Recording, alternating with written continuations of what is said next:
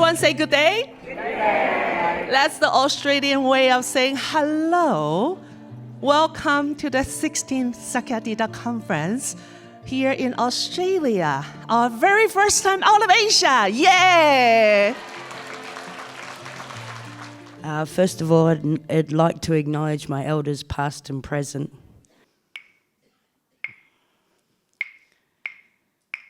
Wee-roo-wee, boo-boo-woo. Wee-roo-wee, boo-boo-woo. Yana Nindi, Yana Janui. Aboriginal women strong. Aboriginal women strong. Walk with you, walk with me, Janui. Sakyadhita means Daughters of the Buddha. It's an alliance of lay women and nuns from around the world who are dedicated to helping Buddhist women, but it's open to everyone, both men, women, lay women, ordained women, lay men, ordained men, and people of all different religions. So it's basically inclusive, but our focus has always been on benefiting Buddhist women around the world.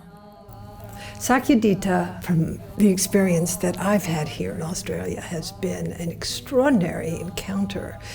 There are academic papers presented, there are contemplative practices that all of us have engaged in. Yesterday we made kimchi. I thought that was really fun, and this morning we ate the kimchi, and we have become friends. And I've heard the voices of women from Bhutan and Sri Lanka and Ladakh and Korea and Thailand, and just women I would never have the opportunity to meet, and have learned so much from them. And I feel like the bonds that have been forged in the course of these days are life friendships, where we will collaborate as long as we live to work together as women in deepening our realization as Buddhists, but also deepening our commitment to justice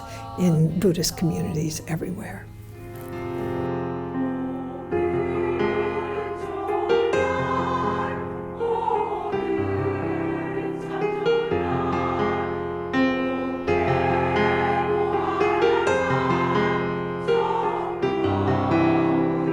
So Sakyadhita is actually very unique because not only is it intended for women, but it is also totally non-sectarian. So we have Buddhists from all the Buddhist world, in Asia and in the West, monastics and laywomen, and everybody comes together and recognizes that there's no, essentially there's no Hinayana, Mahayana, Vajrayana, we're all Buddhayana. We all have a common devotion to the Three Jewels. And when we get talking, we find that so much of our practice is really the same. Our basic view is very much the same. There really is not that much difference in all the traditions when you get down to it.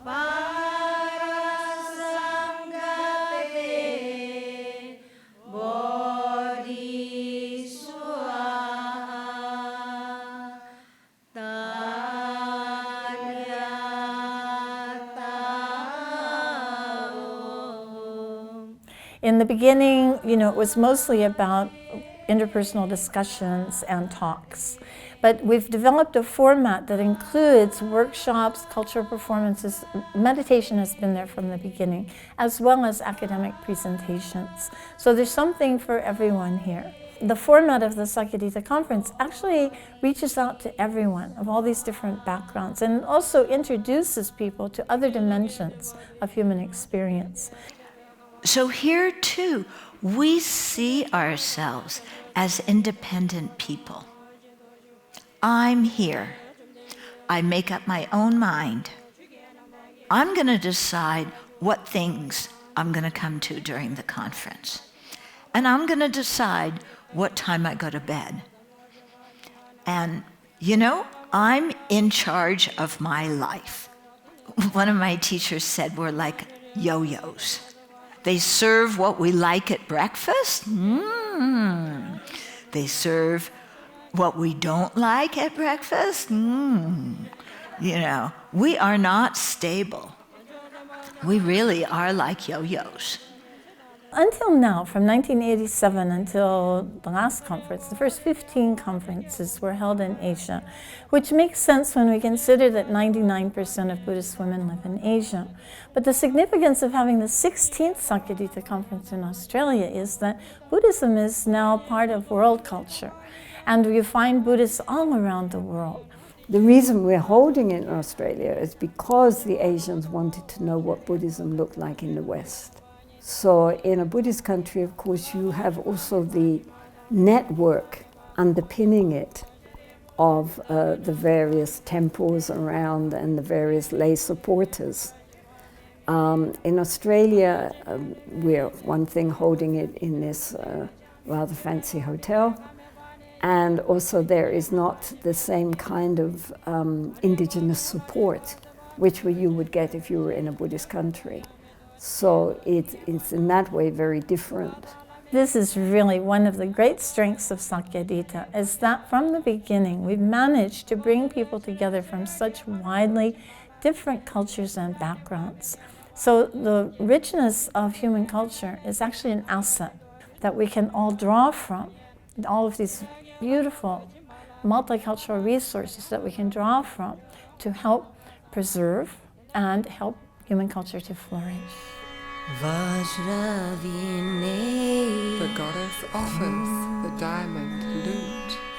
The goddess offers the diamond flute. The goddess offers the diamond drum. The goddess offers the diamond tambourine. The goddess offers the diamond cymbals. The goddess offers the diamond ballad. What we've done over these past days is to explore some of the issues that have caused deep suffering for women and for whole communities, not just of women, but of men, women, and children in the Buddhist world, but also I think it applies really to all religious communities and really all communities in per se. My paper is on a silent no more, critical review of sexual exploitations in Buddhist practice, a monastic perspective. But of course, one of the loaded questions which came up first was this whole question of inappropriate sexual activities going on in various Dharma centers, and the tremendous sense of disappointment that so many have had, not only because of the behavior of the teachers, but also the response from the organizations who are, under those teachers, the dismissal of these reports of sexual misconduct, the sweeping under the carpet, the absolute denial of wanting to be involved in that, and blaming the victim. I mean, the usual, blaming the victim and exonerating the perpetrators. And so this, of course, is a very hot topic at the moment. So that's one of the problems which has come up.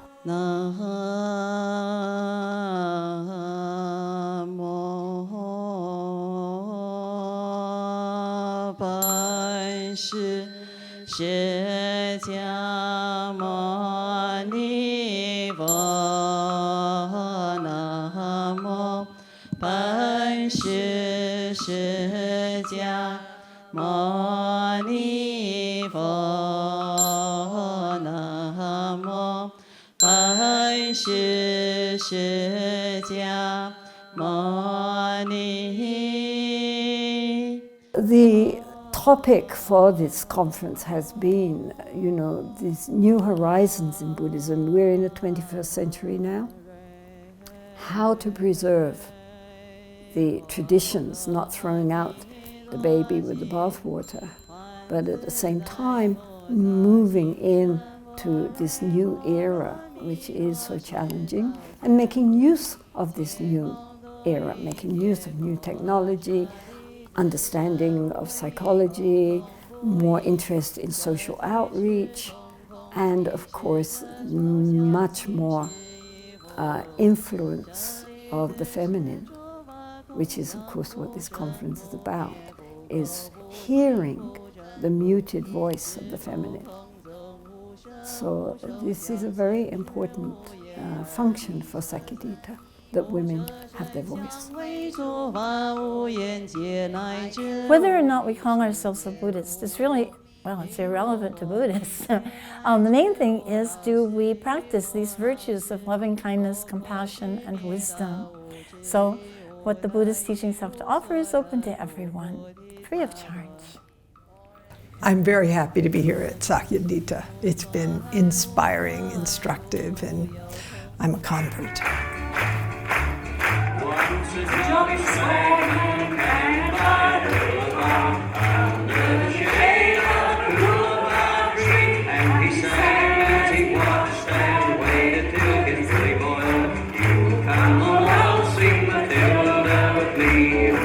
Now here we are, and this is the last day, and you're all leaving. How did it happen? Took us so long to organize.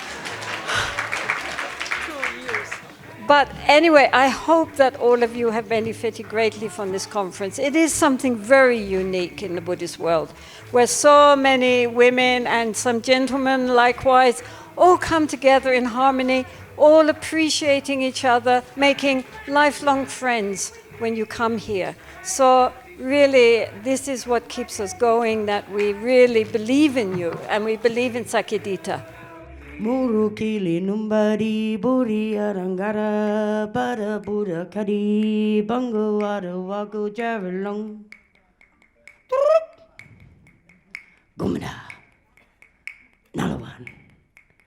Muru kili numbari buri arangara bara buddha kadi bango ada wago javelong gumada nalawan.